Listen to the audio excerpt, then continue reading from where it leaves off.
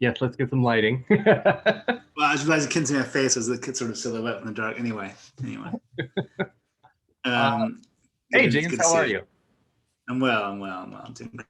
Good, Thank you. good. Yeah. Um, Something I was curious about, you were born in San Francisco, which is a little bit of my neck of the woods here. Oh, What cool. was the journey to Miami? How did that come Well, in? I assume you mean Miami as in like going to university, Yeah, going to school in Florida. yeah. Because it was actually in Tallahassee, which is a strange place, even stranger place to be, I guess you could say. So anyway, Florida State University, which is where I met Barry, is in Tallahassee, Florida. And, That's right. I went there probably because I wanted to, as much as I love San Francisco and I do, knew I wanted to sort of get out, as a lot of kind of college kids want to do. And then, I just sort of didn't really see myself at I guess an NYU or a USC or UCLA kind of place. It just sort of didn't quite fit with, I don't know, just where I was and the things that were important to me at the time. And sort of maybe not stumbled upon, I did sort of research it out, a school that seemed to be doing quite well. The way I went about it was doing quite well in the Student Academy Awards. I sort of looked at it that way and thought, oh, interesting. This is a state school. Its program seems to sort of match, what things I'm interested in, and applied and thankfully got in. Changed my life for sure, but it was a long way away. You're right, but it just sort of fit, I guess, in terms of things I was interested in doing. I just thought I would be meeting interesting people there, and I clearly did. Yeah. Speaking of the Academy Awards, your mother is an Oscar-nominated costume designer on some pretty fantastic seminal American films. How much or how little did her work in the film industry impact your decision to go into it, regardless of craft? Yeah, I mean, as you might imagine, pretty massively. I think, yeah. So as a kid, would spend a lot of sort of Christmas breaks or summer vacations, just not necessarily, all the time with just like, childhood friends. I would fly to somewhere where my mom was making a film and spend a few days or a week or sometimes multiple weeks, in Kentucky or in Portland or in somewhere that she was working in.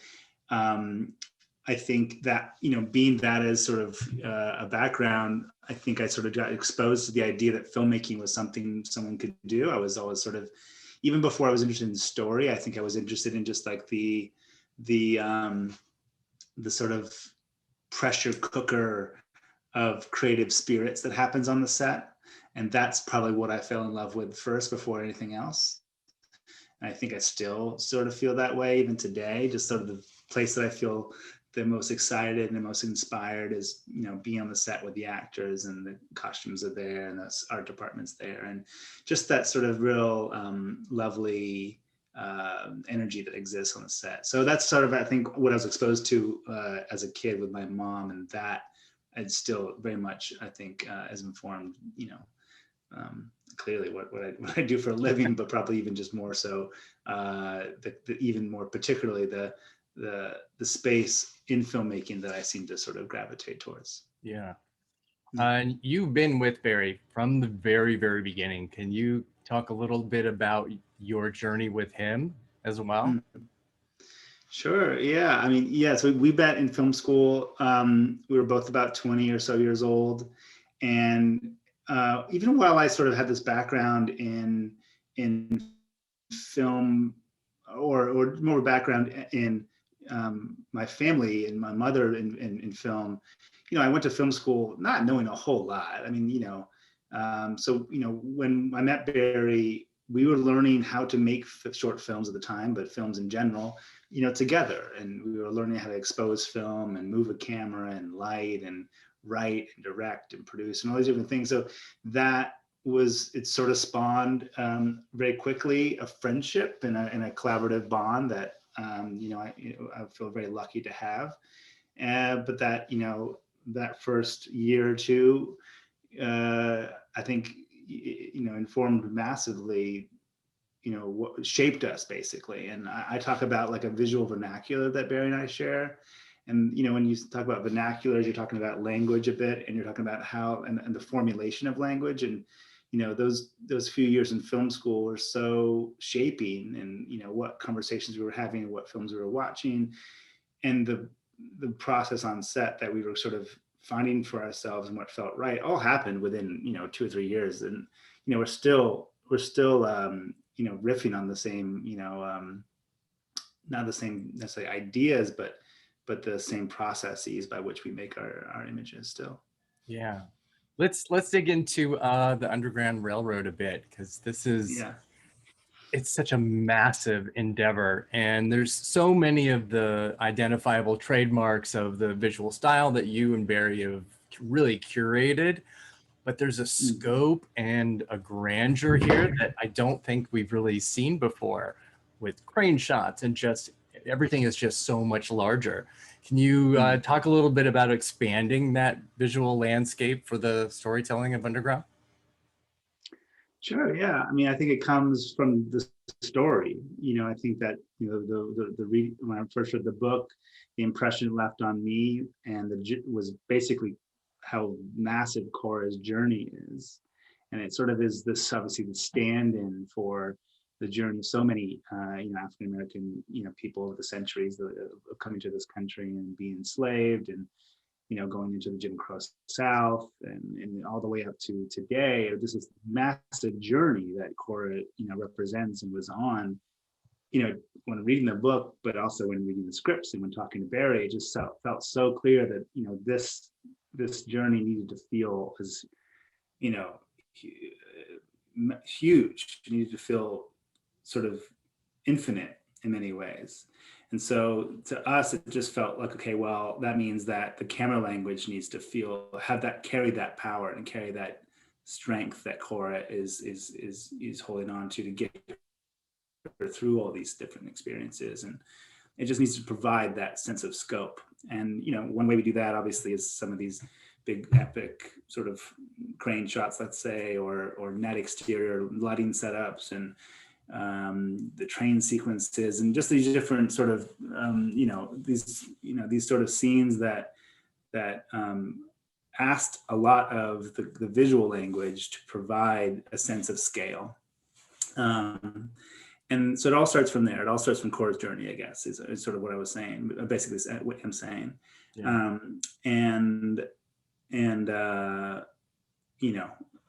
Everything, sort of every creative decision came from there, really. Yeah. I have a question for the techies that will be listening and watching. What cameras did you use on Underground Railroad? So we were shooting with the Alexa LF system, which is large format. And we were working with Panavision in terms of our lenses and things like that. So we were using the Primo 70s and the T series anamorphics for our anamorphic episodes. And both those lenses and the sets of lenses that we were working with were all kind of, thankfully to a huge endeavor by Panavision, sort of changed and tweaked and detuned, is how we speak about it in terms of lens talk, but detuned to our sort of sense of flavor of what we were looking for, which was, lenses that had a lot more sort of interactivity between highlights and subjects. And then we were using certain filters to kind of enhance that as well. But anyway, yeah, still working with the LF system. We sort of used the Alexa 65 on If Beale Could Talk. And that's where Barry and I really fell in love with just large format in general. Didn't feel like the 65 was an appropriate choice for our TV series, but still wanted to find a large format sensibility, which seems to work quite well for us. Yeah, that totally tracks. It was, I talked to Mark Freeberg the other day, and I can see the bones of Beale Street in Underground so much. And I think it's largely because it's so much of the same core team between Mark and Carolyn and Joy with editing. For sure. Because all of it sort of works in concert together to create this this color story. Can you talk a little bit about the collaboration between all of you and how each of you guys worked together? Well, yeah, sure. I mean, it's easy because it's so much fun. I mean, the everyone you just mentioned, Mark, Caroline, Joy. You could also toss in Donnie, who does the makeup for us, and I'm sure Yes. plenty of others. At this point, we're just a well-tuned band, I guess you could sort of say, who sort of know each other so well that we can still create within our disciplines, but know Hmm. that we're still singing in tune with each other constantly, and that comes from some sense of shared aesthetic, but probably also a great deal of communication. You know, it's wonderful to sort of feel like your collaborators are friends enough to where you can text them in the middle of the night about an idea and start a conversation, as opposed to always having to schedule a meeting at 10 a.m. I mean, we just sort of feel there's a real openness to our dialogue, and I think a lot of collaborations aren't so effortless. And I really do appreciate everyone we're talking about now, and their interest in just serving an overall sense of creativity, as opposed to just something quite singular. I think we're really all trying to be in service of a greater effort, as opposed to just sort of doing our things, so to speak. And I think you can see that and you can feel that not only just watching it, but just from the conversations that I've had with each of you, and just kind of how I know you all to be as a group. There's that familiarity definitely is something that lends Mm. itself to that. Are there any points where, even though you have that familial nature, that you'll disagree, and how do you navigate that? Yeah, definitely. In anything where you're creating, you're taking a risk, and with comes risk comes some sense of conflict occasionally. And so, yeah, of course, there's always some sense of disagreements, between anyone that's working in film. And I think I mean, this is credit to Barry, because I think it all kind of starts at the top in many ways. We're all really supportive of one another, and even when we disagree about something particularly, you know, um, it's never felt personal. You know what I mean? There's no, it's almost like the best idea wins, and that's fine if you're not the best idea. Sometimes the best ideas come from other people, and that's wonderful. And I think we really, share in that sense. Yeah. In when we all, when we all do well, we all do well together. And I think when you sort of can feel that palpably on a set, in an office, whatever environment you're working within, I think you feel more open to share, first of all. And when it comes sharing, sparks creative conversations and creative ideas. Very often something that I might say by no means ends up in the show, but is the spark to some other idea that comes out that does end up in the show. And Yeah. so, sometimes people ask, privately, like, oh, was that your idea, or was that Barry's idea, or was that Mark's idea? I honestly don't even remember it anymore. It's just like it's one big run-on conversation that I don't. It's hard to. Number one, I don't keep track. Number two, they're just such like riffing ideas that there's no tracking anything. And I Yeah. think that's one thing I love about working with Barry. You're just constantly throwing things out, sort of, and he's such a great sort of sculptor in many ways, of just sort of knowing, okay, that idea can be reshaped into this other thing, and this other thing happens from that idea, and just this long run-on creative process that's I think really enjoyable. Yeah, it's almost like you guys are two sides of the same coin sometimes. It's really fascinating. I'd really love to know more about the falling down the shaft sequence, because Sure. again, it's something I've never really seen from you, from him.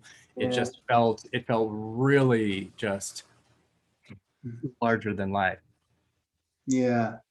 Well, I mean, on a technical, well, so I'll start with just like the idea for a second, and just say that, um, that moment so it bookends the show, right? We sort of start with it and we somewhat end with it as well. And it just felt like this sort of moment in the story that clearly needed a sense of real epic strength, and it needed to be an image that stuck with you. You could see it at the beginning, and it would carry with you the entire journey that Cora's on, and then clearly like kind of comes to a sort of comes to a sort of end with the ending. Yeah, it's a Comes to reveal conclusion because with you don't really know at the beginning yeah, who it but it is needed under her and what's going that on. strength to hold on. Yeah. Exactly. Yes. So it was, I think, talked about right off the bat as this is a high speed slow motion sequence. And so we ended up choosing to shoot that sequence particularly on what's called the Phantom camera system, which is a digital camera system that records at much higher frame rates than our, Alexa does, for example. And it sort of, it's something that just felt like we needed to elasticate and elongate that moment for Cora, because it just, again, needed to hold on to such great meaning throughout the entire series. So we shot on a different camera system to kind of give us that sensibility. But on a technical level as well, it just took, that was one of these sequences that took quite a lot of discipline on a technical side to achieve. You're talking about, first of all, we had to go to a very different sound stage that had a much higher ceiling than we were shooting in just for that sequence, because it was really important for Barry, and I think for everyone, so that we weren't just going to suspend our actors and put wind machines in their hair and shoot them with a camera and let them just sort of, shake their arms a bit and pretend like they're falling. We wanted to actually drop them. And we wanted to drop them for at least, I think it was something like 20 to 30 feet or so. Because it needed to sort of have that journey, and we wanted to see the physicality of Cora doing that drop. And so we obviously did it all safely. We had our stunts team, they had lines on them that were going to fall at speed, and we could control that speed and all the different sort of safety mechanisms that go along with something like that. But the infrastructure that took was quite significant. And not to mention it was all blue screen. So, talking about, 60 feet or 40, 50 feet of blue screen. That's almost like a cube with one wall missing, because you had shots that looked directly up, so you need blue ceiling and to look down, blue floor. So anyway, it was quite a task to kind of get that sequence in the can. But I think clearly, I think when I watch that sequence anyway, well worth it, because it just gives us these images that do stick with us through the entire series. Yeah, and then again, in terms of collaboration, that combined with Nicholas's score in that moment is like otherworldly. It's tremendous. That's another, sorry, we didn't mention Nick before. We're talking about collaborators, but clearly one that should be definitely mentioned within all those people as well. And someone, to just beat a dead horse's metaphor, someone that sings in tune with us.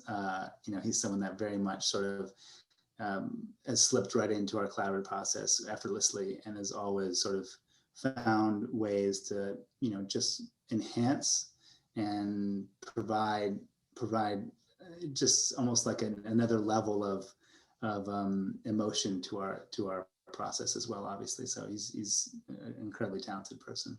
Yeah, he's a master. That guy's crazy. Crazy. No doubt about it. I had talked to both Joel and Barry about the use of a counselor on set in case somebody needed a break. Was that how was that to have during some of these sequences? I think it was wonderful.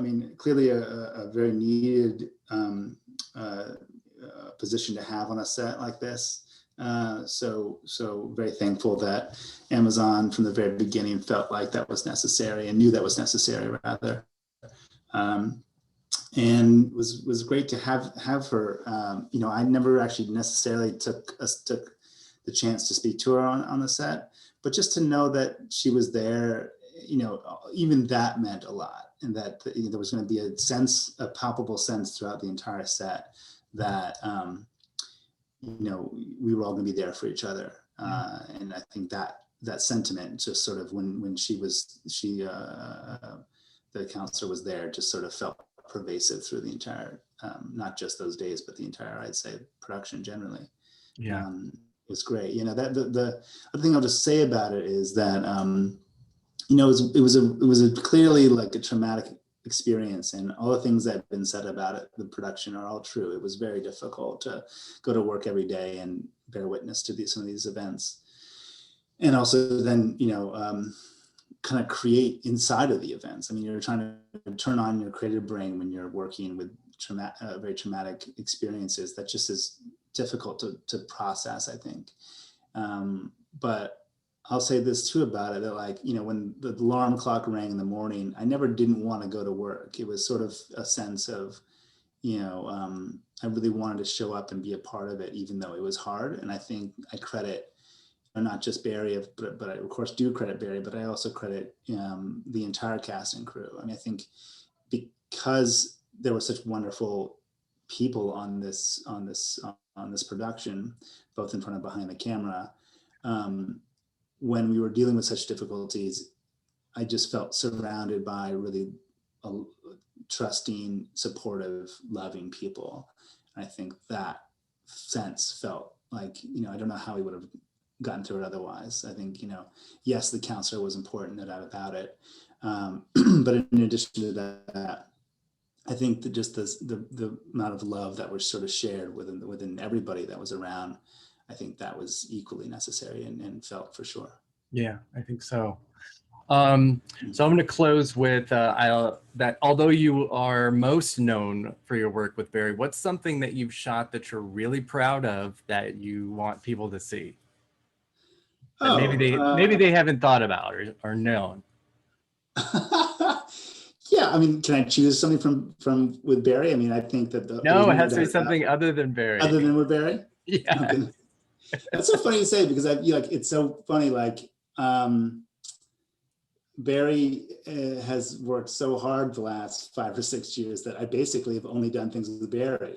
You know, I've done a few little commercials outside of between projects, but you know, we basically wrapped production on Beale Street. You know, there was a few months of me jumping into the commercial world for a while, but then soon after that, I went right into production, pre-production on Underground Railroad. And then prior to that, of course, was something quite similar to things with Moonlight's gap between that and If Beale Street Could Talk. So, gosh, I mean, I've not done much long form between Moonlight and today without Barry. So it's actually quite a challenging question, to be honest with you. I have to like look pretty far back into early days of my career, really.